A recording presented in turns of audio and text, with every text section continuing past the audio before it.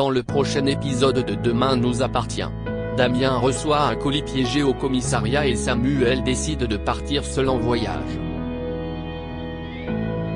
Quant à Nathan, il a préparé une dernière journée de rêve à Angie. Attention, les paragraphes qui suivent contiennent des spoilers sur l'épisode de Demain nous appartient diffusé demain soir sur TF1. Si vous ne voulez rien savoir, ne lisez pas ce qui suit. Mercredi 24 août dans Demain nous appartient. Damien réceptionne un colis piégé au commissariat. Enfin une bonne nouvelle au commissariat. Georges a retrouvé la trace du braqueur dans une station-service au nord de la ville. Toutefois, il n'a pas réussi à voir son visage car il garde constamment son casque de moto. Le commandant Constant lui demande alors de continuer à regarder les axes des caméras pour peut-être découvrir son identité. En parallèle, Juliette confie à Tristan ce qu'il s'est passé au parloir entre son fils et Sacha. De son côté, Gaspard ne pensait pas qu'il allait réagir ainsi devant son père et s'excuse pour son comportement. Cependant, il ne regrette pas de l'avoir vu puisqu'il a enfin compris qu'il ne changera jamais. Il affirme qu'il ne le reverra plus pour le plus grand bonheur de sa mère qui espère pouvoir passer à autre chose. Un peu plus tard, Sébastien admet que l'équipe du commandant Constant avance sur l'enquête mais le braqueur semble étrangement avoir toujours un coup d'avance. Martin demande alors au procureur de réintégrer Nordine à sa brigade, ce qu'il accepte non sans mal.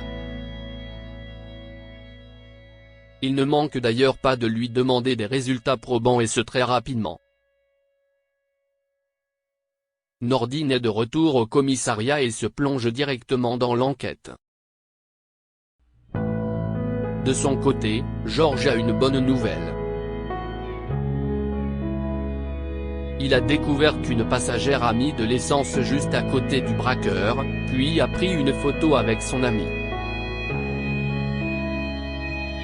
Et d'après la vidéo de surveillance, l'angle utilisé par les deux jeunes femmes leur permettrait de voir le visage du criminel.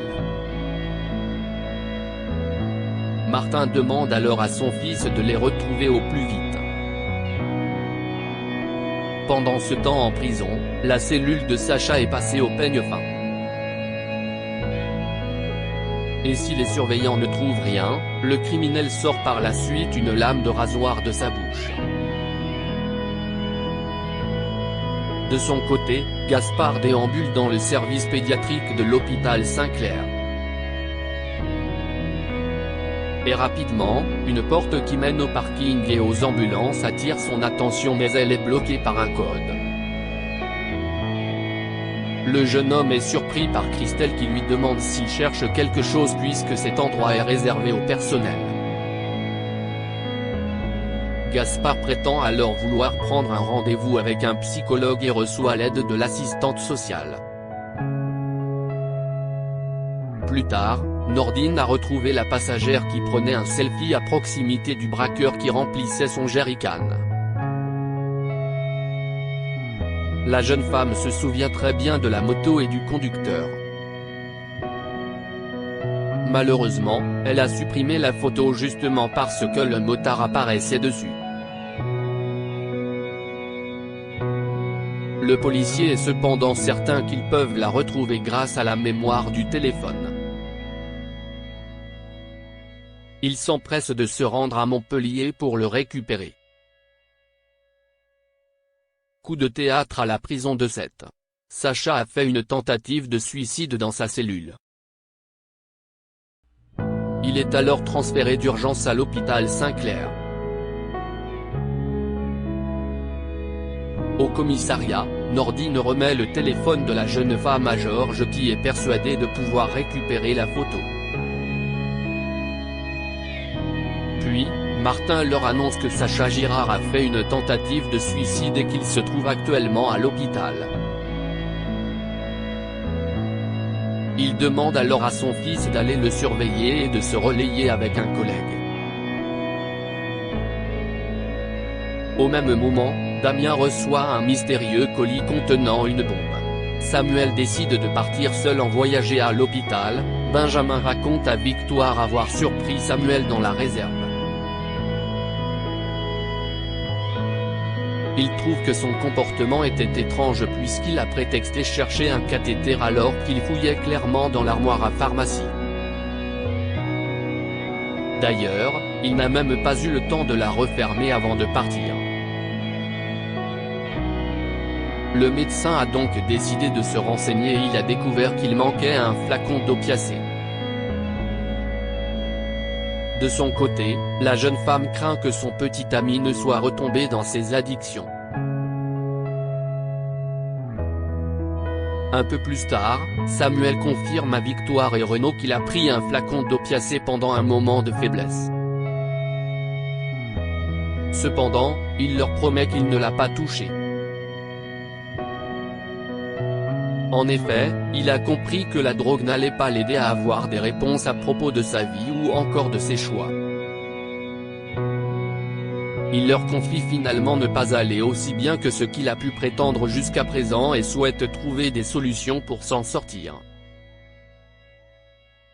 À partir de maintenant, Samuel souhaite vivre pleinement.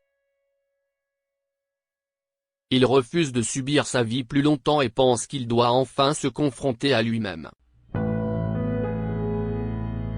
Il explique plus tard à Victoire avoir enfin trouvé le moyen de se sentir mieux, partir à l'aventure comme il en rêvait plus jeune. La jeune femme l'encourage vivement mais pense à tort que son petit ami l'invite à partir avec lui. En fin de journée, Victoire fait une surprise de taille à son petit ami, ils partent au Mexique la semaine prochaine. Samuel lui avoue alors qu'il a l'intention de partir seul puisqu'il ressent le besoin d'être livré à lui-même. Il lui promet que sa décision n'a rien à voir avec elle, mais la jeune femme est abattue. Nathan a préparé une dernière journée de rêve à Angeles Fidialo termine leur carton lorsque Jaya reçoit un message vocal de Jordan. Son ex-petite amie se dit vraiment désolée pour elle et tient à lui affirmer qu'elle peut toujours compter sur lui. De son côté, NJ a un message de Nathan qui pour sa dernière journée à 7, a déposé quelque chose à l'endroit où ils se sont embrassés pour la première fois. Le jeune homme l'attend sur place, mais elle ne semble plus se rappeler le lieu exact de leur premier baiser. NJ est au bord de la crise de panique. Elle n'arrive pas à se rappeler l'endroit où ils se sont embrassés pour la première fois. Mais lorsque Jaya lui énumère les lieux qui l'ont le plus fréquenté, la jeune femme a une illumination, Nathan l'attend au Spoon. Un peu plus tard, NJ retrouve Nathan au restaurant. Le jeune homme lui offre une grande peluche ainsi que son cocktail favori. Et la surprise est loin d'être terminée, puisque la jeune femme découvre une rose rouge sous sa chaise après avoir résolu une énigme. Les petites attentions continuent lorsque Nathan lui offre une sucette en forme de cœur. Après une balade en tandem chaotique, Nathan offre à sa petite amie un cadeau de taille, il a pris des billets de train pour aller lui rendre visite à Dole dans 2 semaines ce qui touche beaucoup la jeune femme. Et si NJ pensait que leur relation serait impactée par la longue distance, elle semble finalement rassurée. Elle voudrait d'ailleurs rester avec lui pour toujours. En fin de journée, Nathan a prévu une ultime surprise pour sa petite amie, un dîner en tête-à-tête sur les hauteurs de Sète. Le jeune homme a pu compter sur l'aide précieuse de Mona pour tout préparer. NJ est très ému par les attentions de son copain et lui déclare sa flamme. Ils finissent par s'embrasser tendrement.